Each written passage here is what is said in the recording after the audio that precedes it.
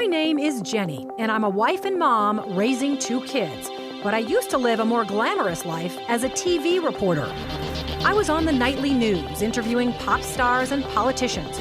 So when I said goodbye to TV and hello to motherhood, I suddenly discovered what we moms are up against. We live in a world that tells us to be rich and famous, thin and successful. You know, almost nobody says, "Oh, hey, you're a mom? That is fabulous."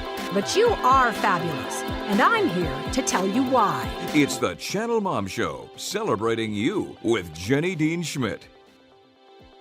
Brought to you by Therapon Skin Health, helping moms have healthy, youthful-looking skin for 20 years. Okay, when the economy is less than fabulous, women throw caution to the wind and tend to start buying certain products more. Here's the interesting thing. Researchers tie it all back to a woman's desire to find or maybe even keep a good man. Today, we've got an expert on the issue with us today, and she is the co-author of the study of what's been called the lipstick effect, and that's giving you a little hint now, Josh, and it's not just lipstick, by the way. She is... No, you're a genius, Josh. She's Sarah E. Hill, an assistant professor of psychology at Texas Christian University, TCU. Welcome to the Channel Mom Show, Sarah. Thank you so much. Thanks for having me. We're glad to have you. Okay, so here's the thing. Josh needs to know, because he was guessing diapers and deodorant. He needs to know. I also said non-perishable food. Do women sweat, and especially a lot during recessions? Maybe. Is that the deodorant? He also said non-perishable foods. That was a good idea. Oh, well, yeah, there you go, right? Stock up. Yeah. So tell us about, I used to, years ago, I'm going to tell everybody, I used to sell Mary Kay, like a lot of stay-at-home moms do. I was a stay-at-home mom, and I sold Mary Kay. And there was this thing called the lipstick effect that they talked about. Like, don't worry about the bad economy because women will still buy because they tend to buy more lipstick in a bad economy. And that set you off on this study, correct? Can you tell people why you set off on it and what you found? Yeah, well, I had actually just moved back to the Dallas-Fort Worth area from California, and I was watching the local newscast to learn that it was going to be 115 degrees for the 8th day in a row. Yeah.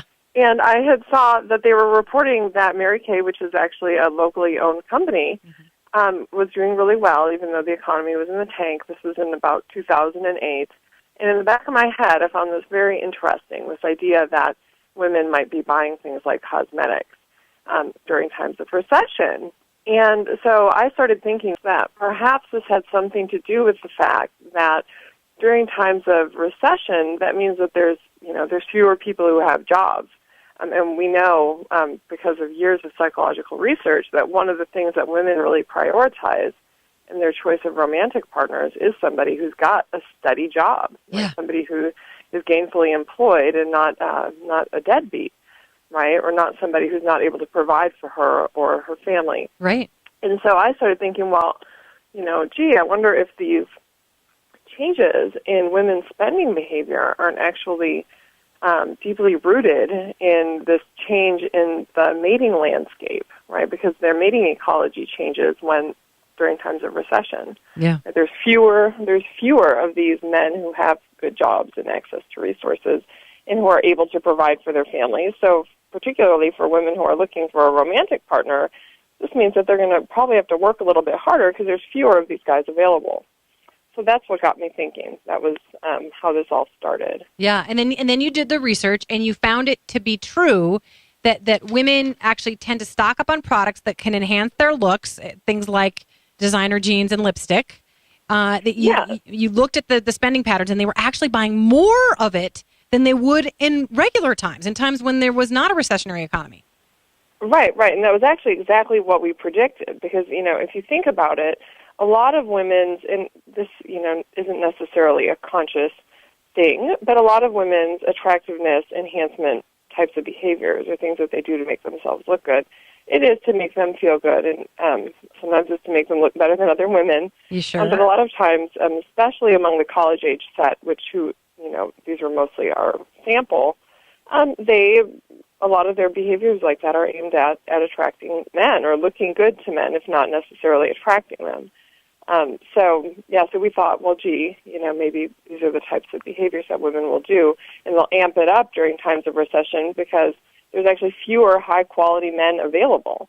So they're going to have to, it's like when there's fewer jobs, right? So we're in a recession, and many women and men right now are trying to find work, and you have to work harder on your resume, right, when you're trying to sell yourself to a potential employer. And we figured the same thing was probably going on with in the mating domain. So we actually did, we conducted 5 studies looking at both real-world spending data and then controlled laboratory experiments, and that was exactly what we found. Was that women were buying more beauty-enhancing products in a down economy. By the way, our number is 303-297-1510, and we are talking to Sarah E. Hill, an assistant professor of psychology at Texas Christian University in Texas. And you're talking about this lipstick effect, that women tend to buy more beauty products in a down economy than they do when the economy is doing just fine. But some women, you told me, have been offended when you suggest to them that they might be buying this, even subconsciously, to attract a man. And I also want to bring in the fact that I'm sure some women think they may be doing it to themselves get a job. They need to look better to themselves get a job. And then also, what about all those women out there who are already married, like myself? But you and I were discussing the fact that we both think that maybe we have bought a little bit more purchased a few more of those products in this down economy. How do we explain all of that? Well, the reason that women, at least in my experience, are drawn to going out and going shopping is because it feels good. Sure. It makes you feel good about yourself. And if you're hearing a bunch of bad economic news and things are so negative, a bright tube of lipstick is a pretty nice pick-me-up. Yeah. And I think that women are generally attracted to these types of products. But what we're saying in our research and what the data are showing us, because I didn't know how much detail you wanted me to go in with my studies, but we found that the people who are driving these effects are specifically women who are most motivated to look good to romantic partners. Oh, okay, so it's not necessarily married women. It's women who are actually in the market, so to speak. Well, they were the ones who exhibited the strongest shift. So we looked at individual differences. We just asked women essentially, how interested are you? How motivated are you to attract a romantic partner? And what we found is that for those who were most motivated to attract a romantic partner, the strength of their spending shift was the strongest.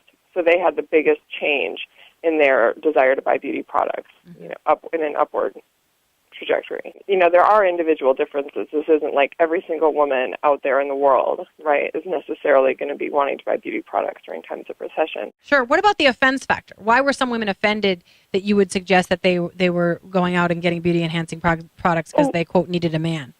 Well, yeah, because I think that there was a misunderstanding about the conscious level motivators. I think that because of what I do, we study things from an evolutionary perspective, and that is to say that we answer questions about the ultimate function of a behavior, right? So rather than the proximate level motivation, right? So if I ask women, if you hear about recessionary times, or at any moment for that matter, why are you going to go buy lipstick? Why are you getting a haircut? Why are you buying these new shoes? I think most women would say, and they would say honestly, that they're doing it because it makes them feel good about themselves. Right. So it's the same type of thing with the spending shift, right? So on a proximate level, I think that women are wanting to go out and do something nice for themselves. They want to do something that feels good, that makes them feel good about themselves.